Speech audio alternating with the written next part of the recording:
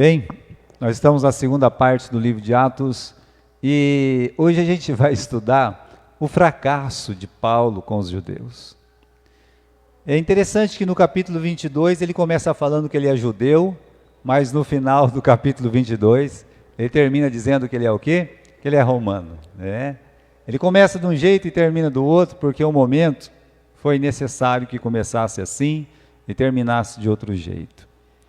Mas Deus, meus irmãos, fala as coisas para nós e nós às vezes insistimos.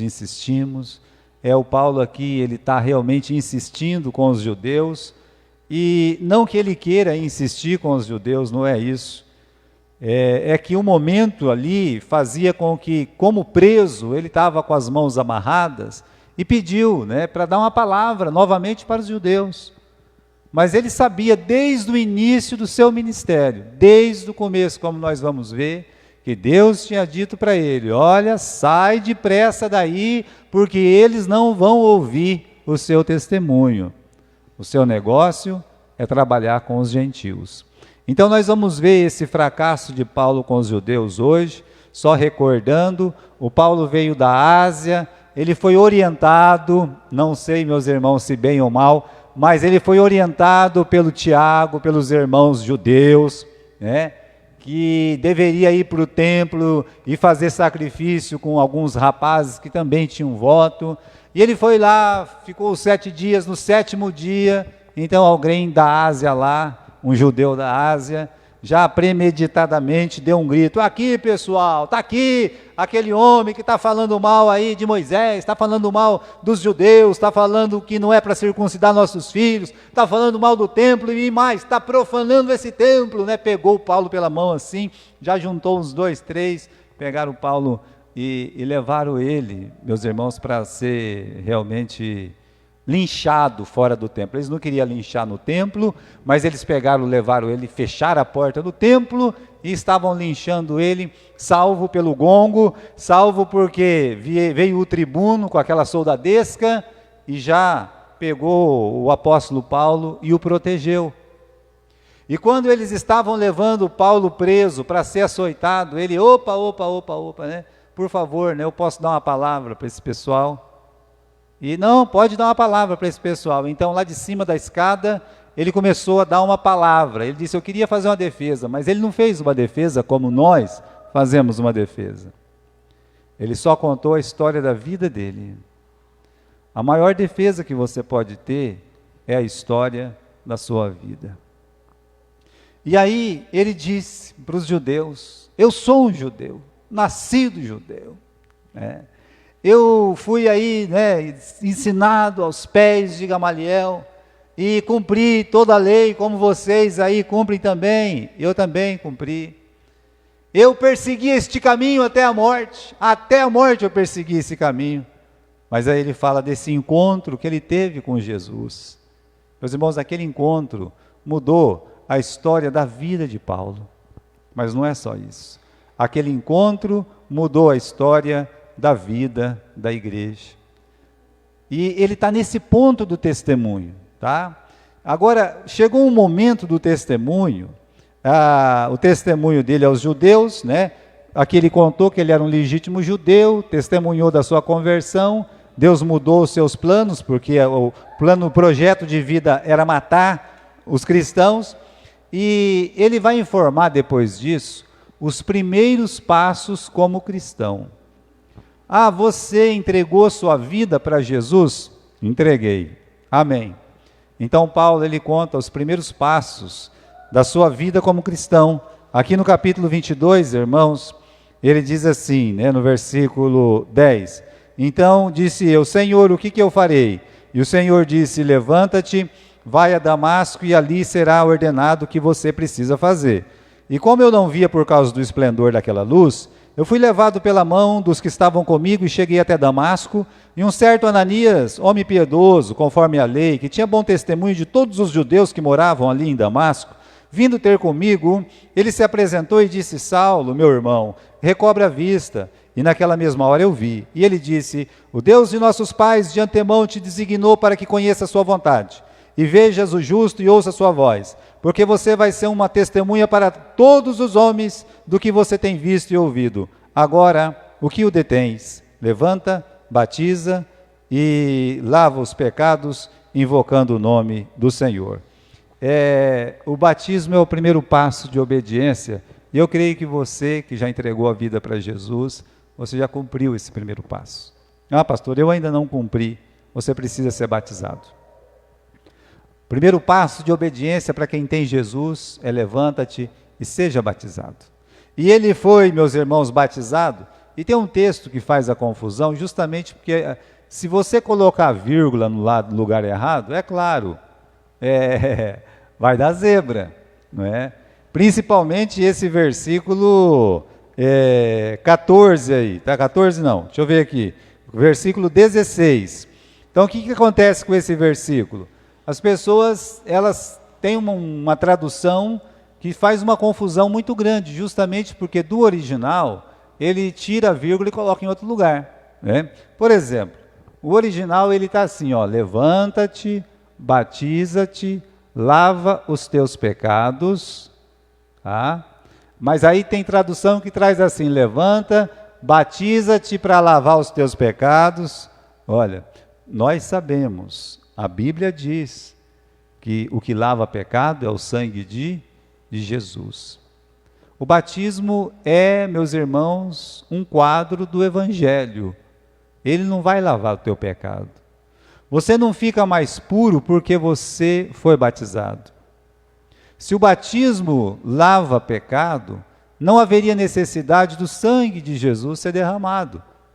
Aliás, antes de Jesus fundar a sua igreja, organizar a sua igreja, os fariseus já batizavam. Então, batismo por batismo, então, os fariseus já faziam isso há muito tempo.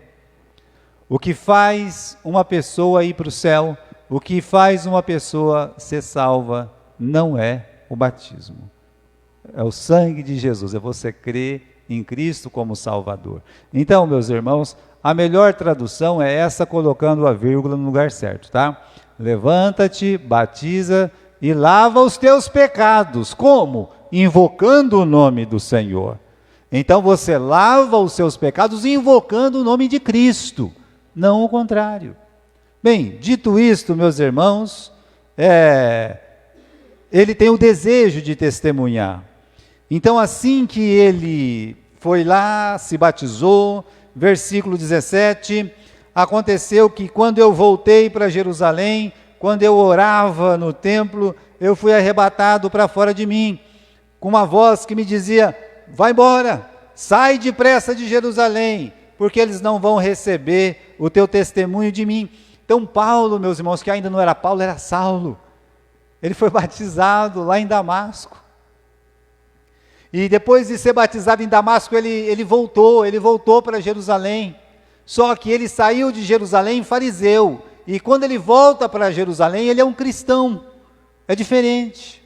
Então ele vai para o templo, ele está lá no meio das pessoas, ele quer falar de Jesus, porque quem tem Jesus quer falar de Jesus. Ele queria falar da experiência que ele teve, desse momento em que a luz brilhou no caminho de Damasco, da sua cegueira espiritual, da sua volta da cegueira para a visão, como ele pôde, meus irmãos, ter esse encontro com Jesus. E quando ele estava lá no templo, talvez projetando um grande discurso, projetando falar com seus ex-pares, os seus ex-irmãos, na fé lá dos fariseus, Deus olhou para ele e disse: rapaz, não fica aqui não, eles não vão receber o seu testemunho. Nesse sentido, para Paulo, para Saulo, era causa perdida. Então, irmãos, a gente tem que aprender que a semente ela deve ser lançada em todo lugar. Mas às vezes insistir, sabe? Tem um versículo na Bíblia que deixa bem claro essa insistência, quando Jesus fala que em algumas situações nós apenas vamos estar lançando o quê? Pérola aos porcos. Então há de se ter sabedoria. A semente é maravilhosa, a semente ela é poderosa, mas você tem que saber que o semeador ele planta até encontrar um campo bom. E se dependesse de Saulo, ele perderia o seu tempo em Jerusalém, ele perderia o seu tempo, sua força, tudo que ele tinha de capacidade, ele perderia lá brigando com os judeus até a morte. Porque do mesmo jeito que ele perseguiu Jesus até a morte, ele ia falar de Jesus até a morte, como ele falou de Jesus até a morte. Agora, o lugar é que ia fazer a diferença. Onde ele ia falar de Jesus? Esse versículo é muito importante. No versículo 18, veio uma voz que me dizia: dá-te pressa e sai apressadamente de Jerusalém, porque não vão ouvir o seu testemunho. Ele descobriu que ele tinha uma porta fechada. E do mesmo jeito que Deus tem uma porta aberta para você, pode ser que ele feche uma porta para você. O fracasso de Saulo com os judeus no início do seu ministério. Paulo, ele questiona os judeus, sobre os judeus o rejeitarem. Ele, de princípio, ele não aceitou o não de Deus. Quando Deus disse: vai embora daqui, rapaz, ele disse: não vou não, né? Ele fala aqui no versículo 19: Senhor, eles sabem que eu lançava na prisão e açoitava nas sinagogas os que criam em mim. Então Paulo, ele alega dois motivos críveis, dois motivos claros. Ele diz: Senhor, olha, eles sabem o que eu fiz contra esse caminho, eles sabem como eu persegui, o meu ódio por eles. Versículo 19, eu pegava os cristãos, levava na sinagoga e açoitava. E tem uma outra coisa, Senhor, eles sabem que eu estava do lado deles no apedrejamento de Estevão, que mudou também a história da igreja em Jerusalém. Ele disse: não, eles vão aceitar o meu testemunho, meu testemunho é forte, né? Meu testemunho é bom, né? Para quem? Quem tem que decidir se o nosso testemunho é forte ou é bom? Não somos nós, é Deus, é o nosso Deus. Então, irmãos, pobre Saulo, ele não conseguia enxergar o óbvio, né? O quê? Que agora eles iam ver ele como inimigo. Ele achava que o simples testemunho é capaz de vencer o fanatismo religioso, e não é verdade. O simples testemunho não vence o fanatismo religioso, convence o fanatismo religioso. O que faz uma pessoa receber Jesus é aquele toque especial do Espírito Santo. E às vezes, meus irmãos, o próprio Deus endurece esses corações, como no caso desses judeus. Senão Jesus não olharia para eles e diria: chorai pelos vossos filhos, mulheres, não chorai por mim. Por isso, irmãos, ele não conseguia ver naquelas pessoas ele próprio. E às vezes a gente tem que ver o ímpio como nós víamos o ímpio antes da nossa salvação. Tem uma frase que o fanatismo judaico, ele não consegue ouvir até hoje. É o que realmente separa judeu de judeu. Aqui, irmãos, ao contrário do que as pessoas podem imaginar, nós amamos a nação de Israel. É claro, nós amamos o povo de Israel porque é o povo de Deus, é o povo escolhido de Deus, mas a salvação deles não segue o mesmo padrão do nosso, no sentido que tem um meio diferente para salvá-los. O apóstolo Paulo diz que todo Israel será salvo, e eu creio piamente nisso. Mas há de se entender que Paulo escreveu que sobre eles existe o quê? Existe um véu. Eles estão cegos. E só Deus pode tirar esse véu, homem nenhum pode tirar esse véu. Como nação, eles têm um véu. Então você pode achar legal ser um judeu, você pode achar simpático ser um judeu. Mas quanto mais judeu você quer se tornar, mais longe você vai estar da graça e de Cristo Jesus. Tem igreja que exalta o judaísmo, mas não é para ser exaltado, é para ser exaltado a Cristo. Eles não creem em Cristo. Esse é o erro deles. Enquanto não tirar o véu, eles estão negando a Jesus. O próprio Pedro diz: vós negaste o santo, o justo.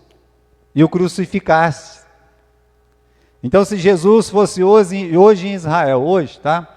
Se ele aparecesse hoje em Israel e fizesse todos os milagres que ele fez, e contasse as parábolas que ele contou, e olhasse para os judeus e dissesse: vinde a mim, vós que estáis cansados e oprimidos, ele seria apedrejado, porque o véu ainda não foi tirado. Então a frase que o fanatismo judaico não consegue ouvir é essa, versículo 21. Então Paulo dá desculpas e Deus olha e fala assim, e disse-me, não é Deus, sim, é Deus, mas é Jesus Deus, é o Cristo Deus. Então disse: vai, porque hei de enviar-te aos gentios de longe. Jesus olhou para ele e disse: eu não quero que você fique em Jerusalém, você não vai ter sucesso no templo. Ele foi preso aonde? No templo. Deus já tinha mandado ele sair de lá. Agora deixa eu dizer, se Deus mandou ele sair de lá, quer dizer que aquele conselho dos irmãos da igreja não era um bom conselho.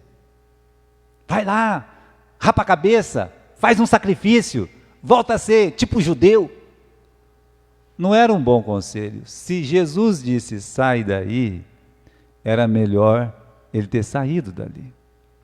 Agora, meus irmãos, veja só, Jesus disse para ele: eu vou te enviar para os gentios. Eu quero que você leia o versículo seguinte. Olha o versículo seguinte, que é o versículo 22. Ouviram até esta palavra.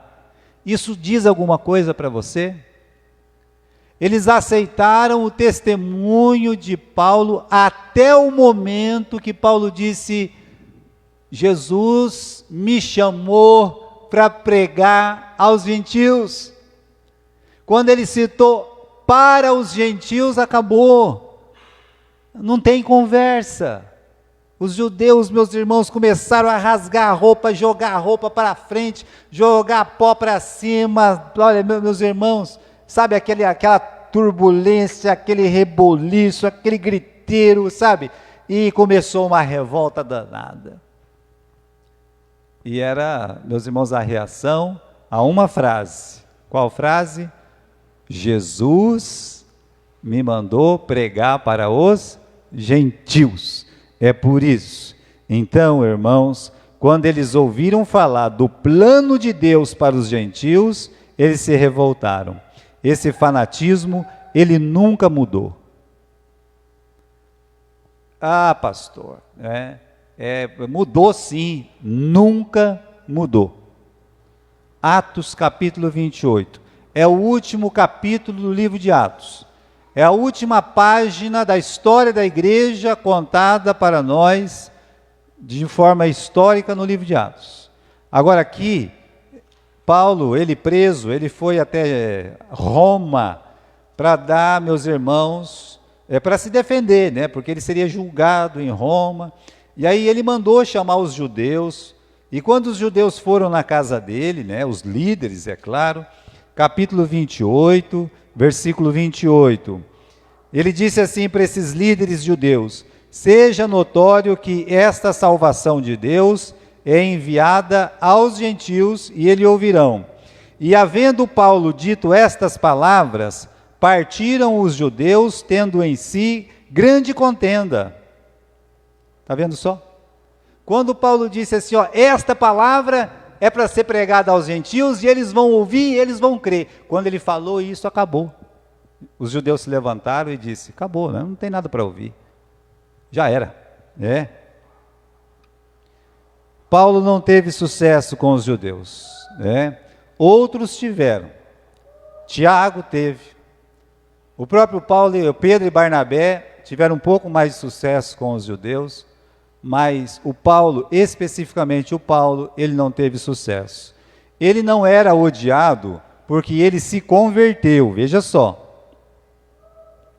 Tanto é que muitos sacerdotes aderiram à fé, como é ensinado aqui no livro de Atos. Então o ódio que eles tinham de Paulo não era porque Paulo se converteu, é a mensagem que Paulo anunciava. Era isso que fazia, meus irmãos, o divisor de águas. Então, qual era a mensagem? Circuncidado. E eles odiavam uma pessoa que não era circuncidada. Eles não admitiam que uma pessoa podia ser de Deus, morar com eles na eternidade no céu, se não fosse circuncidado. Portanto, não há distinção em Cristo. É a mensagem que ele pregava que irritava os judeus.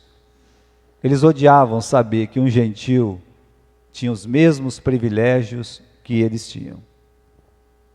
Então, irmãos, você não precisa frequentar uma sinagoga para ir para o céu, você não precisa guardar o sábado para ir para o céu, você não precisa ficar tocando cornetinha para ir para o céu, você não precisa colocar um bonezinho na cabeça para ir para o céu, você não precisa ser circuncidado, você tem que crer em Jesus Cristo. E os chineses e os japoneses, não diz que os dois não se dão muito, né? Mas você pega duas criancinhas quando nasce, deixa crescer junto, com 5, 6 anos, as duas estão brincando, bonitinha, separa essas crianças e coloca uma numa família chinesa que tem raiva de japonês, e coloca uma criança japonesa que tem raiva de chinês. Quando completar 18 anos, um tem ódio do outro. Sabe por quê? Por causa do meio, o meio que vive.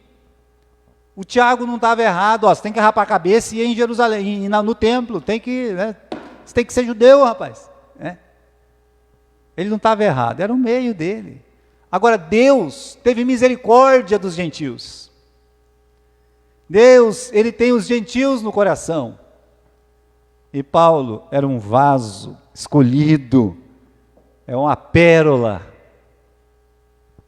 Ele representava, meus irmãos, a força do cristianismo usado por Deus.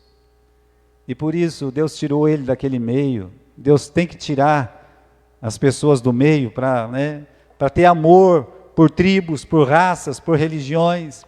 Deus nos afasta de um lugar, ou Deus nos afasta de algumas pessoas, e o objetivo muitas vezes é você poder ser mais usado por Ele. Se Deus te afastar de pessoas ou de grupos, você pode ter certeza, Ele tem um propósito. Ele quer que você amoleça o seu coração, Ele quer que você enxergue diferentemente, de formas diferentes, a mesma coisa que você via antes, as mesmas pessoas que você via antes. Ele vai fazer isso. Sabe, uma coisa que o pastor João tinha, né? É um afastamento que ele teve que ter de um grupo de batista original, que ele estava ligado. E o bom da gente estudar a história, ver a história, e comparando as igrejas, os locais das igrejas, onde elas estavam e tal. E nos Estados Unidos tinha muito, meus irmãos, a segregação e coisa e tal. Então, olha, a gente vê um afastamento, sabe? Quando ele chega aqui, e ele tem muito amor pelo Brasil, e por todas as línguas, por todas as raças, por todos os povos. Então, ele vai se afastando de um grupo que o deixa de lado. E esse grupo, eles são bons para falar de amor, mas eles, dependendo se você nascer numa certa família, ou se você nascer num certo país, ou se você nascer de uma certa cor, o amor, ele fica de lado. Me lembro como se fosse hoje. Estava almoçando, estava na minha casa, e tinha muito respeito por um determinado missionário, e ele começou com umas piadas, e aí alguém traduziu literalmente a piada. Eu disse, essa pessoa nunca mais entra na minha casa para almoçar. Isso aqui eu não aceito. Então, meus irmãos, é disso que Paulo foi separado. Ele não teve sucesso com os judeus. Ele foi chamado para os gentios. Mas para ser chamado para os gentios, Deus tinha que fazer o quê? Cortar. Tirar ele completamente daquele meio. Aquele meio era mal. Era mal para o crescimento do Evangelho. Era mal para que os gentios, todas as nações, conhecessem a Cristo. Isso deve ser uma lição para nós, tá bom? Bom, meus irmãos, estamos chegando no fim, semana que vem, capítulo 23, terminamos o capítulo 22, né? Nós vamos para o capítulo 23, reta final do nosso livro de Atos, tá bom?